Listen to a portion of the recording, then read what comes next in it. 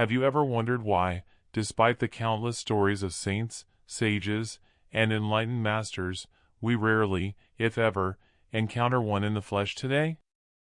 Why do these beings, radiant, liberated, fully awake, seem to vanish from the world, leaving only teachings, legends, or whispered accounts of their existence? Some claim they return as ordinary people, hidden in plain sight. Others insist they depart entirely, beyond the reach of the material realm. But perhaps the truth is deeper, more profound, and far more unsettling.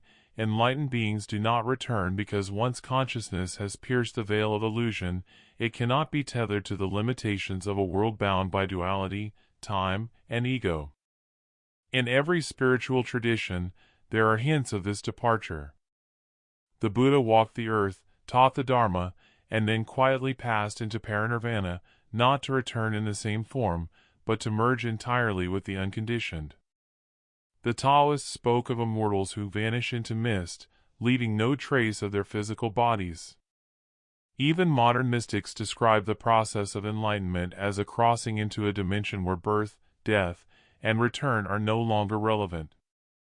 In this video, we will explore the profound reasons why enlightened beings never come back. We'll examine the historical and philosophical context of their disappearance, uncover the metaphysical principles behind liberation, and explore what it truly means for consciousness to transcend worldly cycles. We'll also consider what this reveals for our own spiritual path, and how we might glimpse even a fraction of that awakened state in our lives. Prepare to journey beyond the familiar stories of masters and miracles.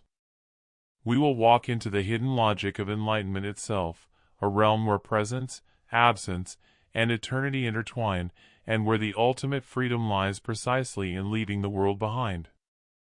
To understand why enlightened beings never return in the same way, we must examine how various spiritual traditions define enlightenment itself. In Buddhism, the state of nirvana is described as the cessation of suffering and the complete liberation from the cycle of birth and death, samsara. When a Buddha attains nirvana, they transcend not only personal desires but the very frameworks of existence that bind ordinary consciousness. To return would mean re-entering the cycles they have already left behind, a paradoxical and unnecessary act. Hindu philosophy offers a complementary perspective through the concept of moksha. Here, liberation is the realization of one's unity with Brahman, the ultimate reality. An enlightened sage who attains moksha sees the illusion of separation dissolve completely. To come back would be akin to a drop of water leaving the ocean only to rejoin it. The individual self no longer exists in the conventional sense. The essence remains, but the ego-bound identity has vanished. Even the Taoist tradition speaks to the same principle. The immortals, or Xian, are said to disappear from the world, merging with the Tao itself. Their teachings remain as stories or metaphors, guiding those still bound by the material world, but the beings themselves are no longer subject to time or space. Returning is not required because they have realized that the Tao flows through all, including those who seek it, without the need for a visible presence. Historically, accounts of enlightened masters also suggest a deliberate withdrawal from worldly life. Siddhartha Gautama, after decades of teaching, passed into parinirvana quietly. Jesus, according to mystical interpretations, ascended into higher realms, leading his disciples with teachings but not the same embodied presence. Many Sufi saints spoke of vanishing at the peak of spiritual realization, emphasizing that the path is meant to be walked by seekers themselves, not by waiting for the reappearance of a master. The philosophical implication is profound. Enlightenment is not about lingering in the material plane to be admired or followed. It is about transcending the conditions that necessitate attachment, identity, and influence. Once a being reaches this state, returning in a recognizable, embodied form would contradict the very principles they embody. Their absence is not abandonment, it is the natural consequence of freedom. The recurring motif across traditions is clear. enlightened beings operate outside the ordinary laws of existence. Time, form, and personal will no longer constrain them. They do not return because their purpose has been fulfilled and their liberation is complete. To understand why enlightened beings never return, we must first examine what happens when consciousness achieves true liberation. Imagine a candle flame in a dark room. As long as it burns, it defines its space, casting shadows, creating patterns of light and darkness. But once the flame merges with the sun, an infinite source of light, the boundaries of the individual flame dissolve. It no longer returns to the room, because it is now inseparable from the greater light. Enlightened consciousness behaves in a similar way. At the heart of this concept lies the dissolution of ego. Ordinary life is dominated by identity, roles, desires, fears, and attachments. Enlightenment is the radical transcendence of these limitations. The enlightened being no longer identifies with body, mind, or personal narrative. Returning to the world in the same form would necessitate re-establishing those very identities, a regression incompatible with full awakening. This principle is mirrored in the mystical teachings of many traditions. In Vedanta, the liberated soul, Jivan Mukta, experiences the world without attachment, perceiving all beings as expressions of the same ultimate reality. In Mahayana Buddhism, the Bodhisattva ideal is nuanced. Some choose to remain in the world temporarily to guide others, but the fully enlightened Buddha does not need to manifest physically. The act of returning is always a choice, not a necessity, and true liberation often implies choosing not to return. There is also a metaphysical reason tied to the nature of time and causality. Enlightened beings exist beyond ordinary temporal constraints. Past, present, and future collapse into a single awareness. From this perspective, the notion of coming back loses its meaning. Their consciousness is not linear, it is timeless, unfettered, and fully integrated with the fabric of reality. To re-enter the linear cycles of human existence would be like a river attempting to flow backward into its source. It is not impossible, but it is unnecessary and contrary to the natural order of liberation. Additionally, enlightened beings often leave behind teachings, parables, and subtle influences instead of physical presence. These are not substitutes, but extensions of their consciousness. Just as sunlight spreads invisibly, touching everything it falls upon without returning to its point of origin, their wisdom permeates existence, guiding seekers without the need for bodily return. Yet, paradoxically, their absence is itself a teaching. The world is compelled to awaken independently. No master can awaken another, they can only point the way. The true path requires self-realization. The non-return of enlightened beings forces humanity to engage in direct experience rather than passive dependence, a principle echoed in Zen koans, Sufi stories, and Taoist parables. To understand why enlightened beings never return, we must first examine what happens when consciousness achieves true liberation. Imagine a candle flame in a dark room. As long as it burns, it defines its space, casting shadows, creating patterns of light and darkness. But once the flame merges with the sun, an infinite source of light, the boundaries of the individual flame dissolve. It no longer returns to the room, because it is now inseparable from the greater light. Enlightened consciousness behaves in a similar way. At the heart of this concept lies the dissolution of ego. Ordinary life is dominated by identity, roles, desires, fears, and attachments. Enlightenment is the radical transcendence of these limitations. The enlightened being no longer identifies with body, mind, or personal narrative. Returning to the world in the same form would necessitate re-establishing those very identities, a regression incompatible with full awakening. This principle is mirrored in the mystical teachings of many traditions. In Vedanta, the liberated soul, Jivan Mukta, experiences the world without attachment, perceiving all beings as expressions of the same ultimate reality. In Mahayana Buddhism, the Bodhisattva ideal is nuanced. Some choose to remain in the world temporarily to guide others, but the fully enlightened Buddha does not need to manifest physically.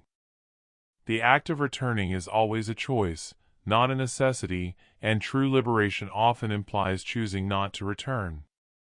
There is also a metaphysical reason tied to the nature of time and causality. Enlightened beings exist beyond ordinary temporal constraints. Past, present, and future collapse into a single awareness. From this perspective, the notion of coming back loses its meaning. Their consciousness is not linear, it is timeless, unfettered, and fully integrated with the fabric of reality. To re-enter the linear cycles of human existence would be like a river attempting to flow backward into its source. It is not impossible, but it is unnecessary and contrary to the natural order of liberation. Additionally, enlightened beings often leave behind teachings, parables, and subtle influences instead of physical presence. These are not substitutes, but extensions of their consciousness.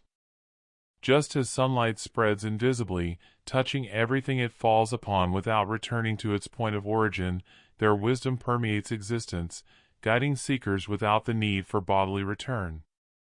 Yet, paradoxically, their absence is itself a teaching. The world is compelled to awaken independently. No master can awaken another, they can only point the way. The true path requires self-realization. The non-return of enlightened beings forces humanity to engage in direct experience rather than passive dependence, a principle echoed in Zen koans, Sufi stories, and Taoist parables. In the first part, we explored how enlightenment dissolves ego, transcends time, and renders return unnecessary. Now, let us delve into the subtler dimensions, the paradoxes and nuances that explain why even in extraordinary cases, enlightened beings rarely reappear in the way we imagine. First, consider the principle of vibrational resonance. Consciousness is often described in mystical traditions as energy with frequency and intensity. Once a being has fully awakened, their vibrational state aligns with the unconditioned, the absolute.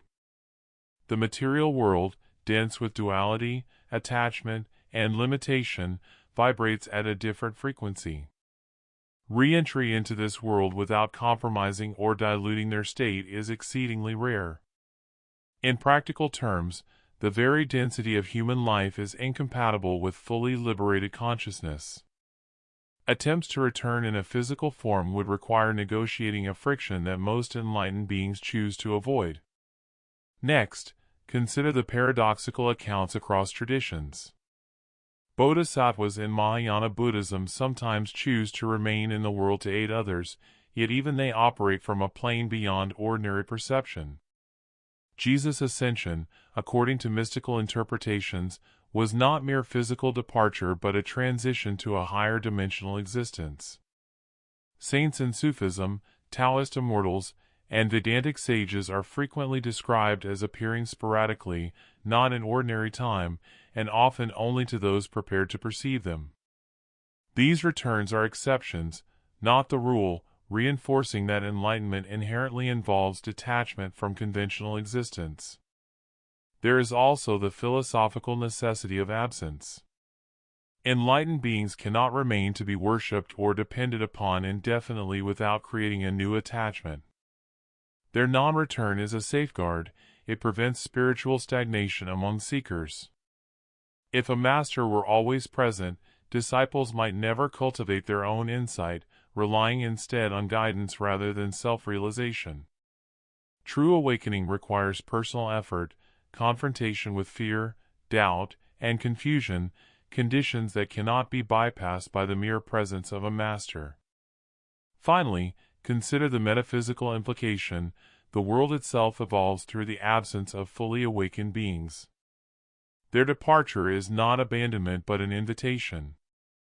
It creates space for growth, for seekers to struggle, to question, and to rise to their own capacity.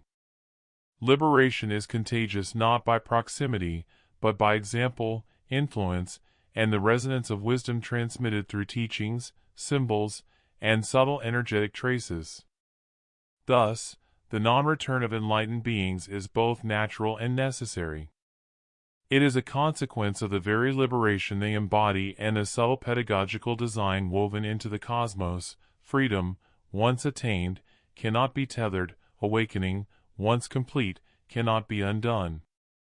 Their absence is the ultimate teaching, a call for each of us to awaken fully in our own life, without dependence, without delay, without expectation.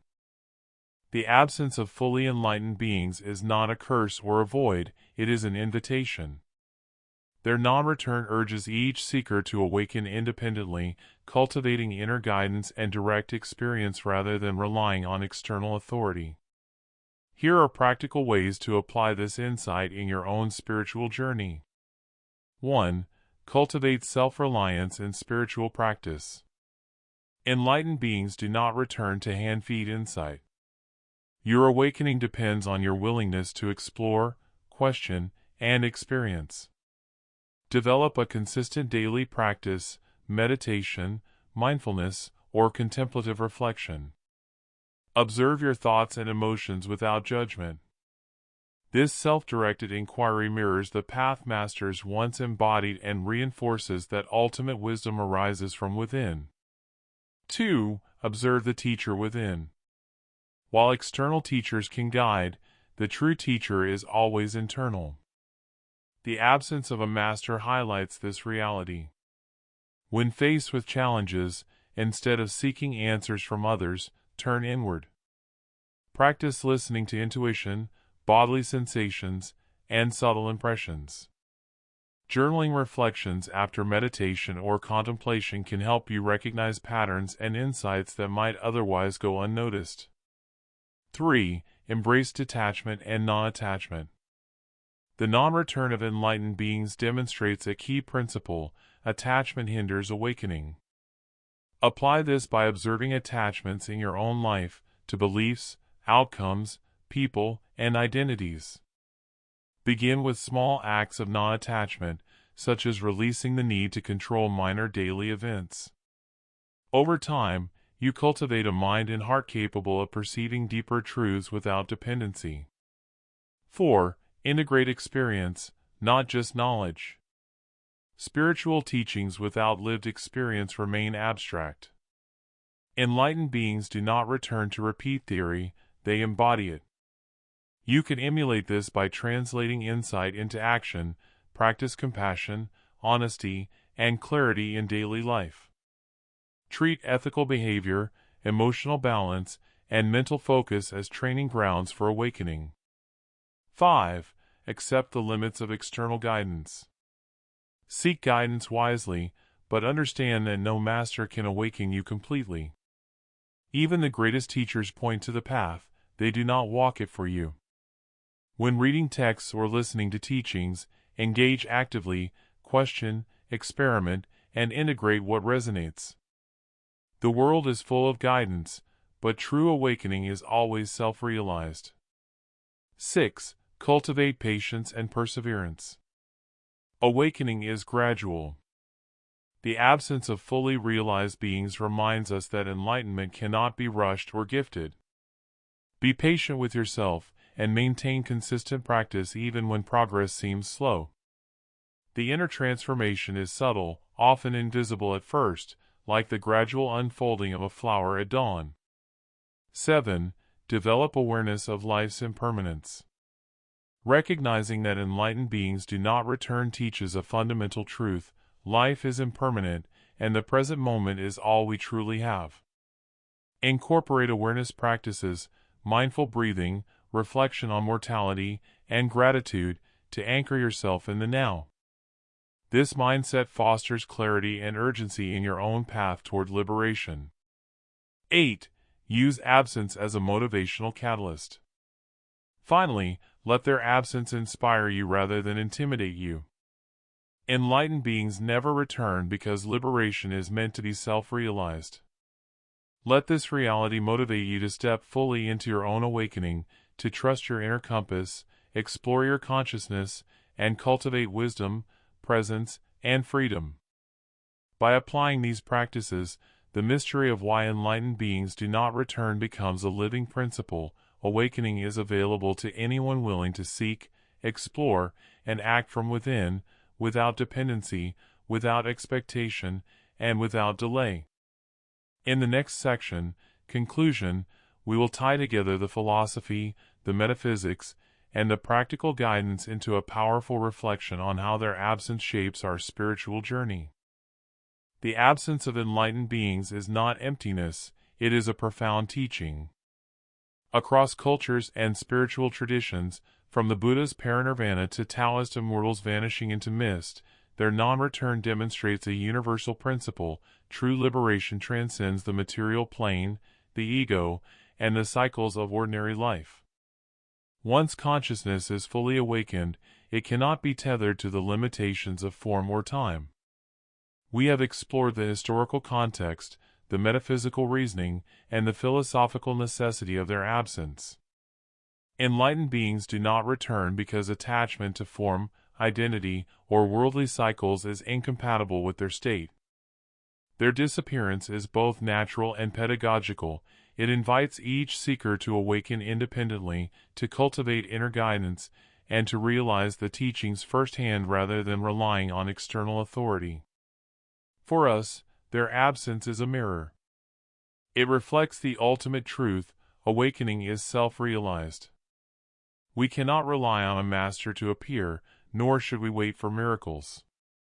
The responsibility lies within. By cultivating mindfulness, detachment, ethical action, and inner discernment, we step into the path that enlightened beings once embodied, and in doing so, we begin to awaken in the world they have left behind.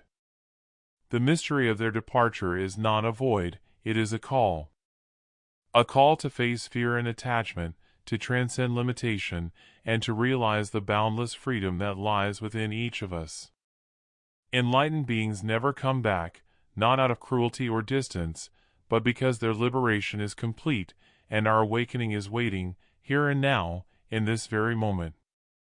The question remains: will you heed the call and step onto the path of your own awakening, without waiting, without dependence, and without delay? The light they embody is not lost, it has always been within you. It is time to see it.